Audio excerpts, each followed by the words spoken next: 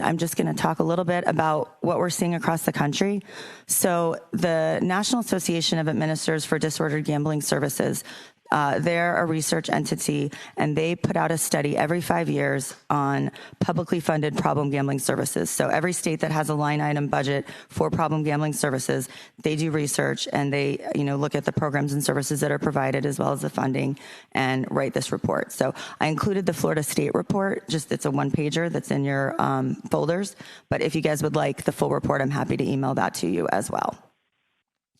So when looking at Florida in conjunction with the whole country, we ranked first in helpline contacts, #1 out of 42 states. So there's 42 states with publicly funded problem gambling services, and we were #1 in terms of helpline volume.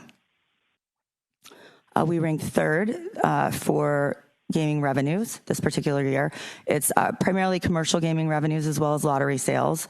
And then they said that the tribal revenues are estimates and might be based on historical data. So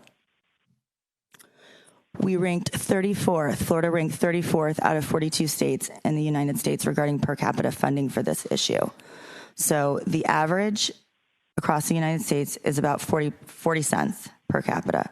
Florida's per capita public fund allocation is 6 cents. Does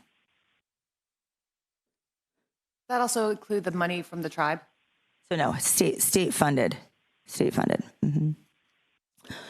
So when you look at the growth of what that means across the United States over the past 15 years, it's an annualized growth of 5% a year on average. In Florida, our allocation actually decreased by 2%. So if you look here, you can see the blue columns represent what our funding would be if we had received the 5% per year increase, and the green represents what our funding actually was 15 years ago and what it currently is today. So I think that gives you just a good representation of where we're at in terms of this issue.